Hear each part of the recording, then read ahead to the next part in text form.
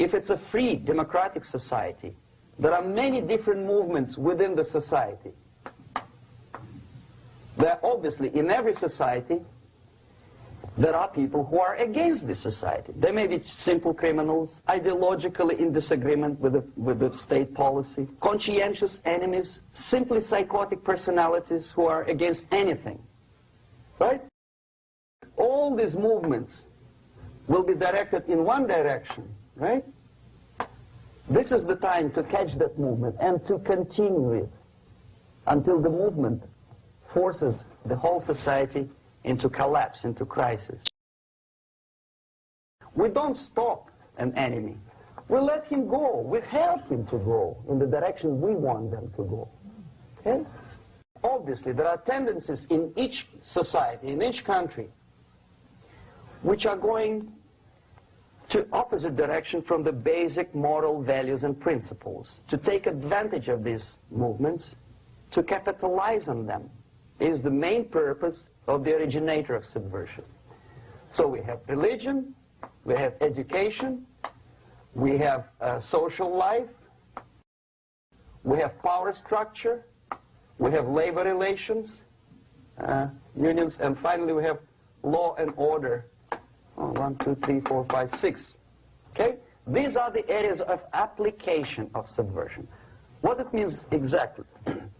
In case of religion, destroy it, ridicule it, replace it with various sects, cults, which bring people's attention, faith, whether it is naive, primitive, doesn't really matter. As long as the basically accepted religious dogma is being slowly eroded. Education. Distract them from learning something which is constructive, pragmatic. Teach them history of urban warfare, natural food, home economy, your sexuality, anything, as long as it takes you away. Okay?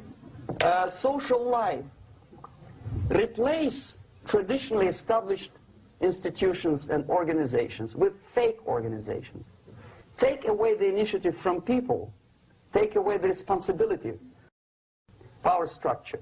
Okay, the natural bodies of administration, which are traditionally either elected by people at large or appointed by elected leaders of society, are being actively substituted by artificial bodies. The bodies of people, groups of people, whom nobody elected. Never. As a matter of fact, most of the people don't like them at all, and yet they exist. Do not have neither qualification nor the will of people to keep them in power, and yet they do have power. Okay. Together with that, there is another process. Law enforcement, law and order organization and structure is being eroded. For the last 20, 25 years, if you see old movies and new movies, you can see that a policeman, an officer of the United States Army, looks dumb, angry, psychotic, paranoid. A criminal looks nice, and he's unproductive only because society oppresses him. A policeman is a pig, rude policeman. He abuses his power.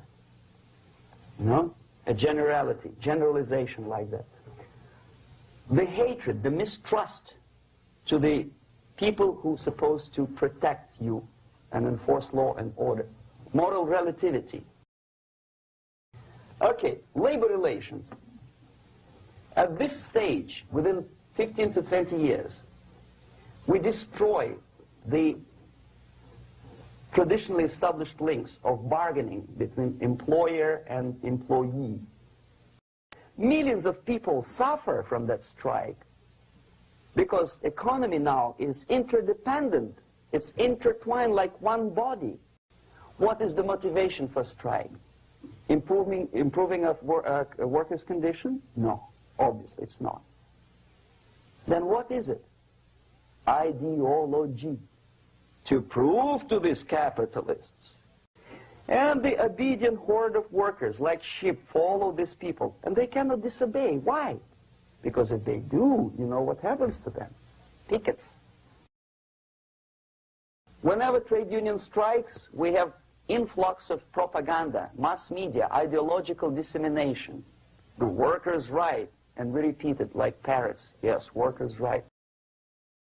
To reverse this process, do not elect them to the seats of power, whether it is municipality level, state level, or federal level. It has to be beaten in the heads of American voters that a person like that in the seats of power is an enemy. Do not be afraid of this word. It is an enemy. Strike with the power of spirit and moral superiority. If you don't have that power, it's high time to develop it. And that's the only answer. That's it.